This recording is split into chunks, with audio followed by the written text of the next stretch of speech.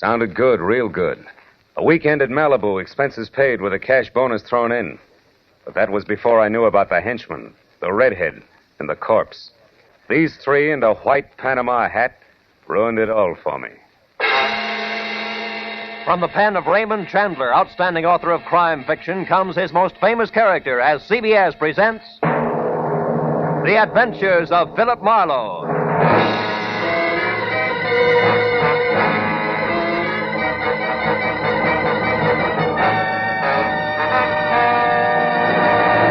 And now, with Gerald Moore starred as Philip Marlowe, we bring you tonight's unusual story, The Panama Hat.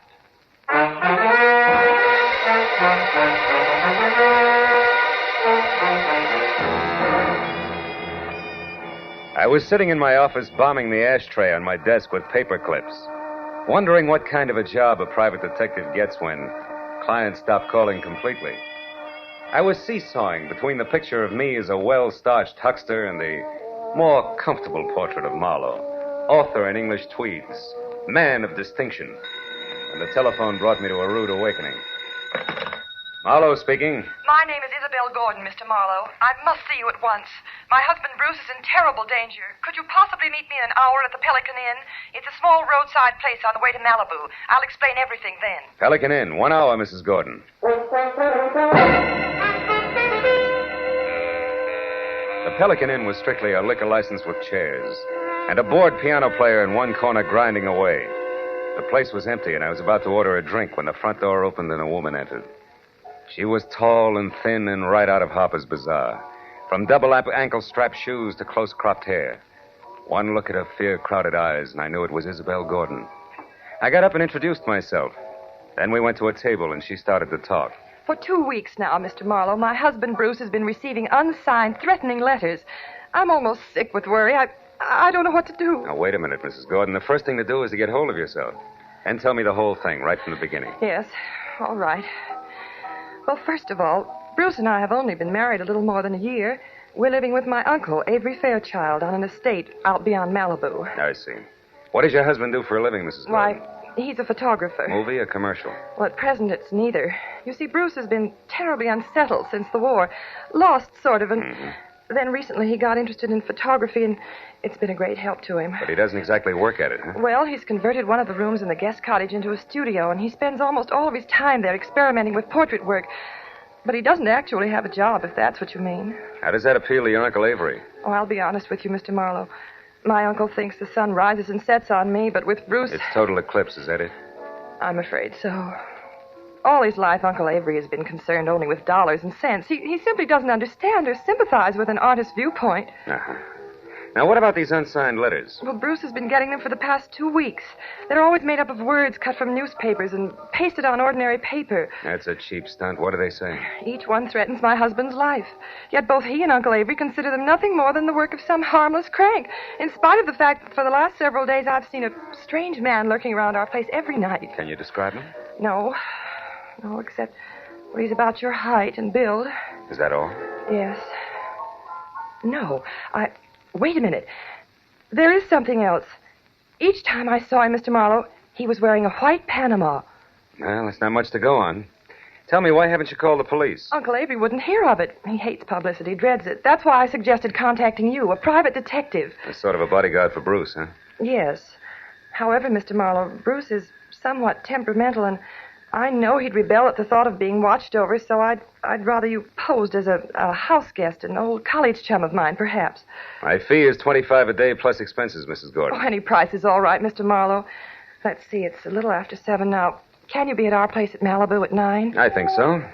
But as a fellow alumnus, Isabel, one last question. Where'd you go to college? Southern California. Why? Well, I was afraid you might say Vassar.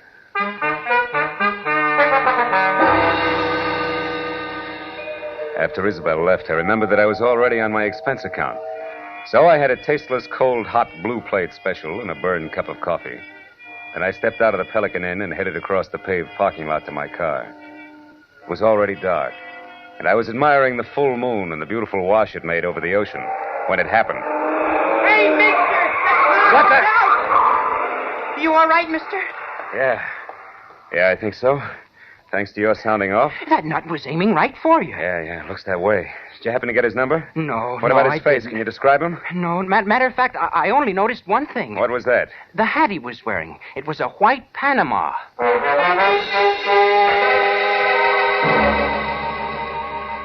I tried to be broad-minded, but there was no other way to look at it.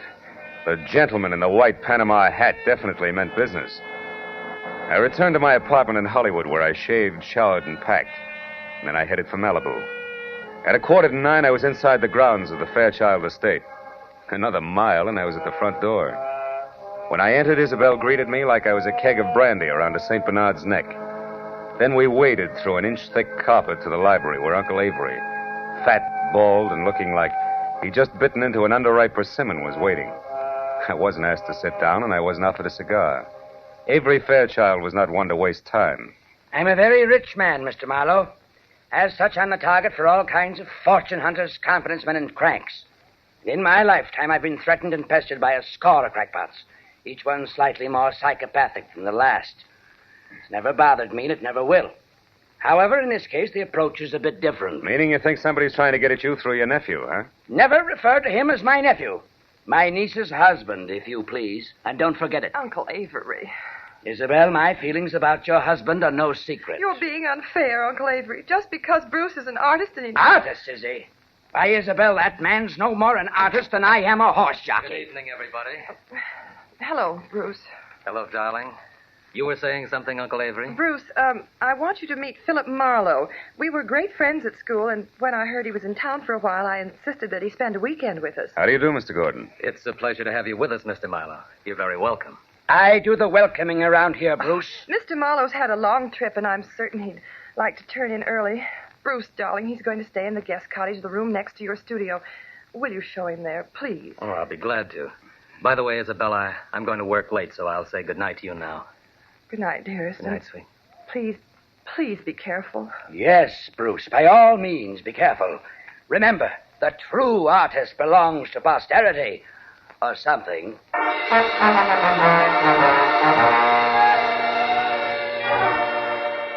The guest cottage was only a landscaped hop, skip, and a jump from the museum that Uncle Avery called home.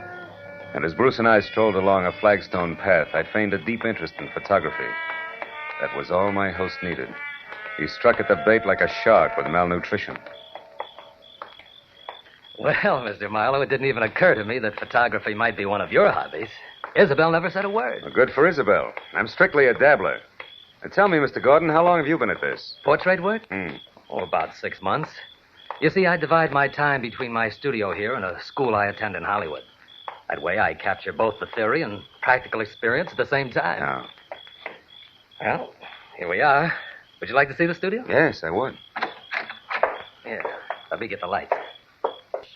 Wow. This is all right, huh? Enlarger, 2 cameras, dark room. Are these your pictures? Yes. What do you think of them? I don't know exactly. They're certainly different, huh? They are unusual, aren't they? Yeah. You see, Marlowe, each picture is actually made up of 2 separate studies which are superimposed. I call it interpretive photography. Uh-huh. Now, this one. A splash of light and a bent pipe cleaner? The sun and the plant shoot. It's called metamorphosis. Oh. Well, what about that one there in the corner? Girl's face and clouds, maybe. Clouds? Mr. Marlowe, you'll excuse me, but that picture isn't ready for display yet. I'm sorry. I didn't mean to pry. I thought it was just another interpretive photograph. Well, it's not. That is, it isn't finished yet. Now, Mr. Marlowe, I'm afraid I've forgotten what my wife said about your long trip. Shall I show you to your room? Yes, please do, Mr. Gordon.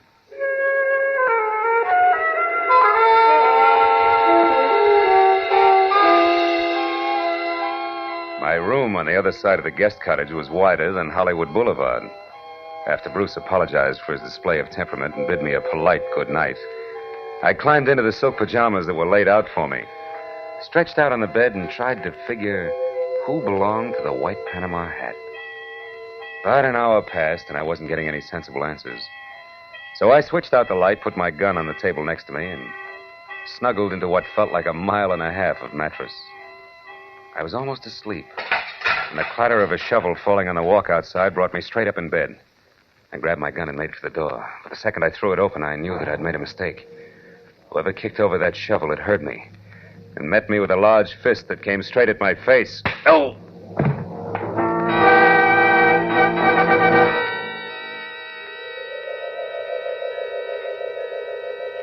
As I came back into the world, I was embarrassed to find myself alone and flat on my back.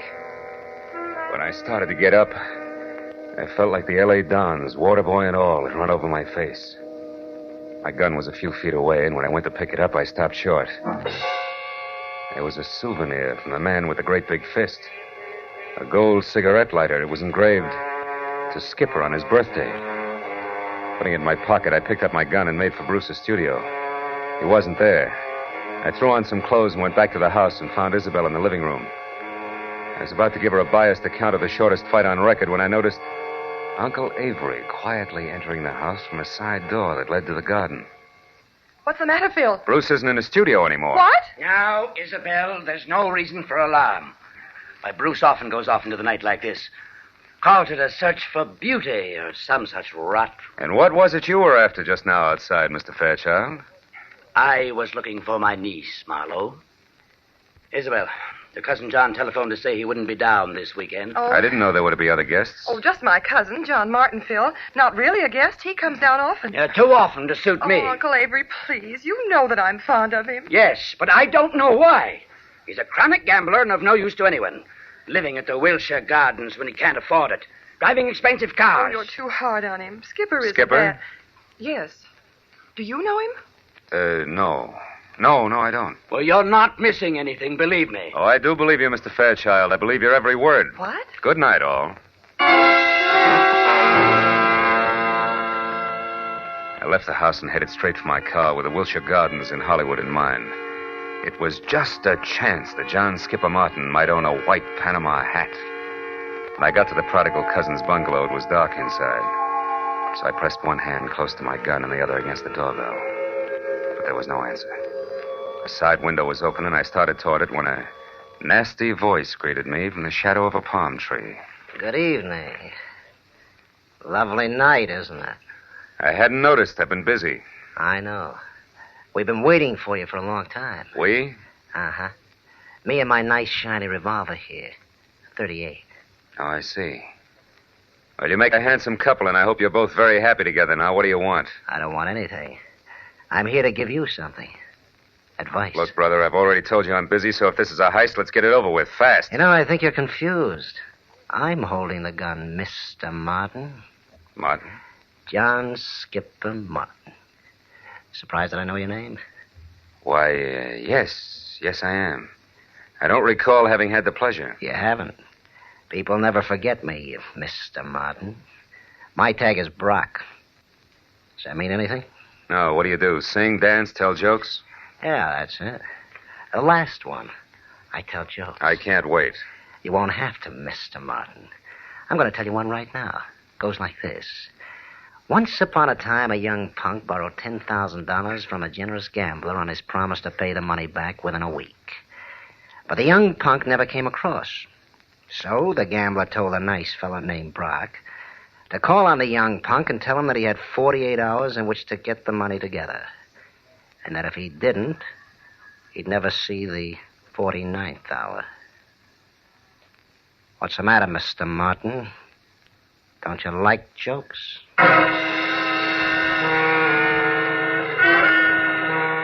Brock grinned, shoved his 38 into a shoulder holster, and walked away. As soon as he rounded the corner, I went to the open window and climbed in. I rummaged through 2 closets looking for a white Panama you-know-what. I was about to search a third when I heard something that brought me to a dead stop. It was a key in the front door lock. I closed my right hand over the gun in my pocket, moved flush against the side wall, and waited. But the moment the door swung open, the telephone rang. And the hulk of a man that entered went straight for it. He was wearing a gray fedora. Hello? Oh, hello, Isabel. What? Bruce? Are you sure? But that's impossible. I mean, things like that just don't... Excuse me, Isabel. I think I have a visitor. I'll call you back. Reach, Mr. Martin. Who are you? My name is Brock. You owe a client of mine $10,000. He wants his money in 48 hours. I'll get it. I swear I will. I'll have it right here, on time, all of it. How are you going to do that, Mr. Martin? I've got a way. Someone's going to give it to me tonight. Why? Why? Because it's the healthy thing to do. That's why. That's all you wanted to know, isn't it? That's all. Good night, Mr. Martin.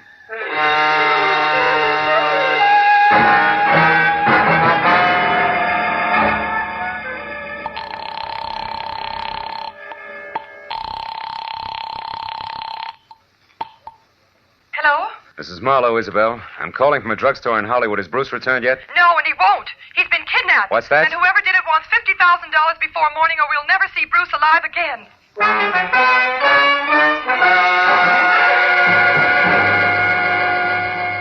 As I walked to my car opposite the Wilshire Gardens, I felt like my brain had spent the night in a cement mixer. I was about to head back for Malibu when I suddenly saw Skipper Martin dash out of his bungalow and pile into a long, glossy convertible. I followed him out to the Pacific Palisades, where he made a call at a little house which sat on a bluff overlooking the sea. Once he was inside, I moved up quietly and saw that the name on the mailbox was Miss Carla Winters. I crawled up to a lace-curtain window where I could see what was going on. One look at Miss Winters made the damage I was doing to my tweeds worthwhile.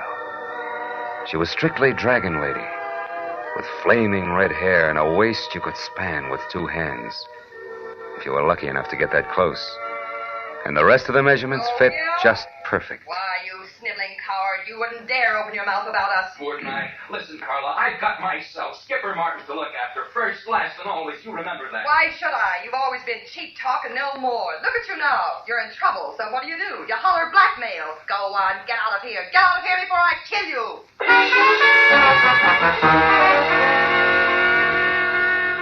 When Skipper slammed the front door, stomped to his car, and roared off, I couldn't figure any reason, legitimate reason, that is, for calling on Carla Winters. So I returned to the Fairchild place. Isabel was somewhere between hysteria and collapse over the fact that she and Bruce had less than $2,000 in their own name. Uncle Avery, of course, was more than reluctant to pay the ransom demanded for the return of a man he'd rather not have returned. But his niece won out. All right, Isabel, I'll give you the money. But understand, I'm doing this for you, not for that no good... good... Yes, Uncle Avery, I understand, but can you get that much cash at this hour? The banks Who said anything about banks? You know I don't like them. Money will be in your hands in 30 minutes. In the meantime, tell Mr. Marlowe here what arrangements you've made with your husband's abductors. 1 minute, Mr. Fairchild. What about the police? The police have already been notified, Mr. Marlowe. They've agreed not to interfere until tomorrow morning. By that time, I suppose we'll have Bruce return to us. To us, Uncle Avery? That's a mere slip of the tongue, Isabel. I'm only paying for his return. You take over from there. I don't want him.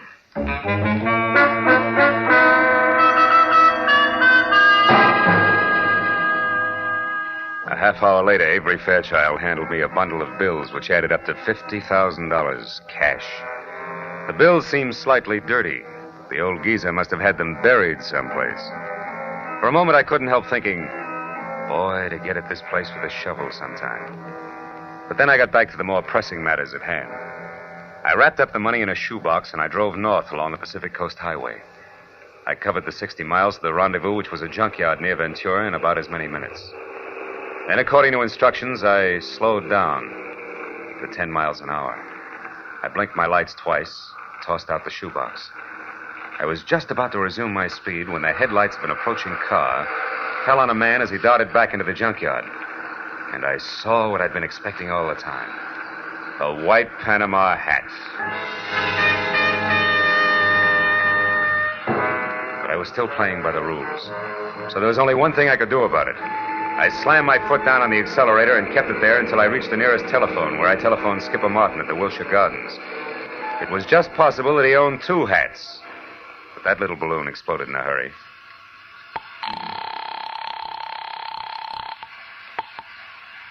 Hello?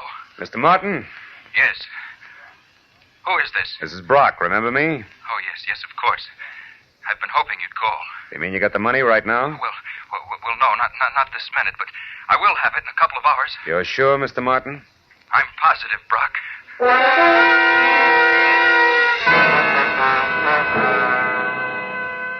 Now only one thing figured. The man in the Panama hat worked for Skipper Martin. It had to be. An hour later, I pulled in at the Fairchild estate. And the moment I put my AA over the threshold, I knew that the kidnapper, too, had kept his part of the bargain. Bruce Gordon was back, safe and sound. It happened shortly after you retired, Mr. Marlowe. I was working in my studio when a man wearing a white Panama hat. Yes. But how did you know that, Mr. Marlowe? They're very popular this season, Mr. Gordon. Darling, Mr. Marlowe was a private detective. Huh? But I'll tell you all about that later. Go on with your story. Well, this man was wearing a handkerchief over his face, and he forced me to go along with him at gunpoint. Took me to a car parked in the service driveway and told me to turn around. And I was hit from behind and went out cold. Oh, darling, how terrible. It wasn't pleasant to you. When I came to, I was bound hand and foot, blindfolded and gagged. I had no idea where I was. Oh, but didn't you see anybody before you were released? No, Uncle Avery. Before they let me go, they hit me again. When I came to that time, I was lying on the road out near Ventura, untied. That's about it. I suppose you've told the story to the police already, huh? No, he hasn't, Mr. Marlowe, and what's more, he isn't going to. I'm sorry, but I was forced to lie to you earlier this evening. The police mean reporters, and they mean publicity. And I hate publicity. I'm sure you see my point. I wouldn't make book on that, Mr. Fairchild. Secrets like this only encourage kidnappers. Well, since we no longer see eye to eye, Mr. Marlowe, I'd suggest that we consider your services at an end. I'll have my check at your office in the morning. Good night, sir.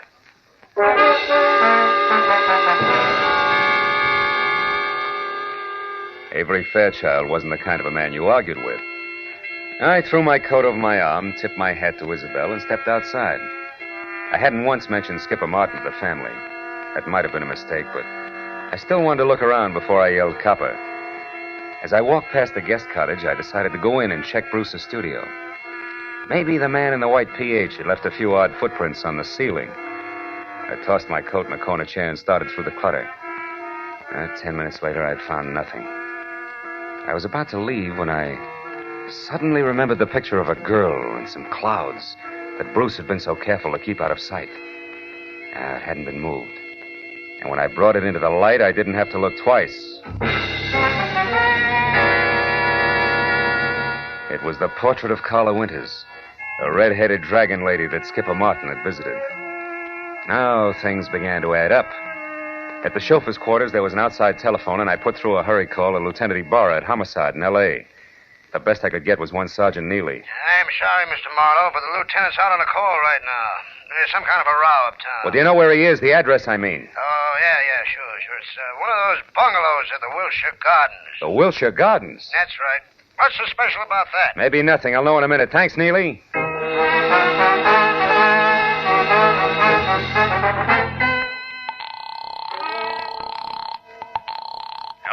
This is Marlowe, Ibarra. What brings you to Skipper Martin's at this late hour? Well, it seems as though some person or persons unknown fired a gun several times a little more than an hour ago.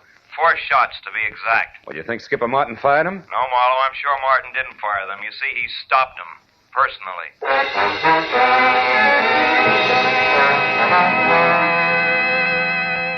Before I hung up, I gave Ibarra a quick rundown on the whole story. After making me feel like a schoolboy for keeping him in the dark so long, he told me to sit on the Fairchild's front steps until he got there. Well, that gave me a half hour to kill, most of which I spent walking around aimlessly, trying to get something close to 4 out of 2 and 2. But I couldn't. Finally, I heard Ibarra siren up to the front door. I was about to head for him when the chill in the morning air reminded me that my topcoat was still in Bruce's studio. I went back and got it. When I turned for the door again, I noticed a little slip of paper that had been under the coat fall to the floor. I picked it up. I must have held it for a full minute before I realized what it meant. Just a small slip of paper, and yet it made everything, the kidnapping, Carla, the murder, fall right into place. When I entered the living room at the house, one glance at Isabel and Bruce told me that she'd already knew about Skipper's death. Only Uncle Avery, who was not one to shed crocodile tears, hadn't changed. Ibarra, of course, was unhappy. Marlowe, we can't run any kind of a police department when every private detective acts like he's the commissioner himself.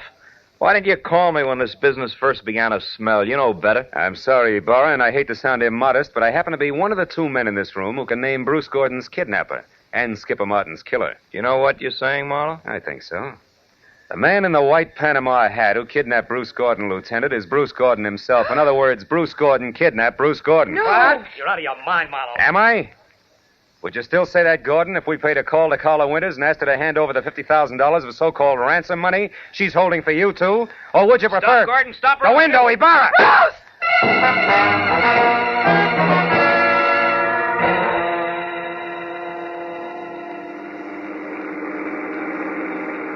Then, in other words, Marlowe, Bruce, who eventually planned to divorce Isabel and marry Carla Winters, wanted to have a little stake, like $50,000 around first. That's right, Ibarra. But Skipper Martin knew about Bruce and Carla's plans to marry later, and he tried to blackmail them to pay off his gambling debts. That's why he came to Bruce's cottage on the sly. However, he got there just in time to see Bruce leave of his own free will, and therefore knew later that he couldn't have been kidnapped. Which gave him two holds over Bruce. That's right. But he made a mistake when he went to Carla's house and got too demanding, because she told Bruce about it, and before he released himself, he took care of Skipper, with 4 gunshots to be exact. Charming people, aren't they, Ibarra? Lovely. Sometimes I think I should shoot higher and save the state a lot of money. And he almost got away with it. By the way, Marlowe, how do you know? That Bruce was the man in the white Panama hat? Well, I was pretty certain, but I got my proof accidentally. Promise not to repeat this, Ibarra? Yeah? Well, I practically fell over a little slip of paper in his studio. It was a receipt from a department store, and it was made out to Bruce Gordon. For 1 Panama hat? Uh-huh. Nothing else but.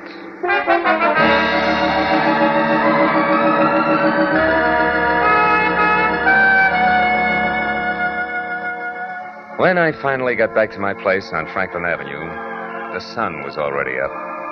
And the people who work at nice, sane jobs were beginning to fill the streets.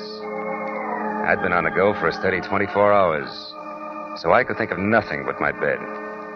I was about to put my key in the lock when a next-door neighbor walked by, bid me a cheery good morning, and started down the corridor. Now, that alone wouldn't have disturbed my sleep, but why did he have to be wearing a white Panama hat?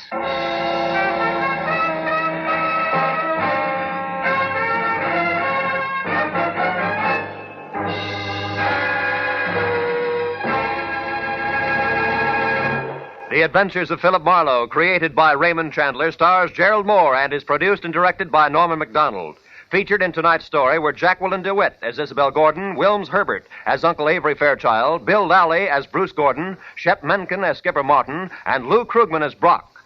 Detective Lieutenant Ibarra is played by Jeff Corey. The special music was conceived and conducted by Richard Orant.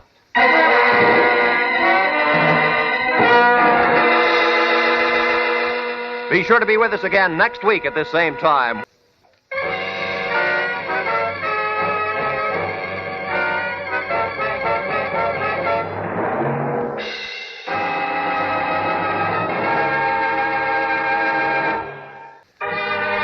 This is Roy Rowan speaking for CBS, the Columbia Broadcasting System.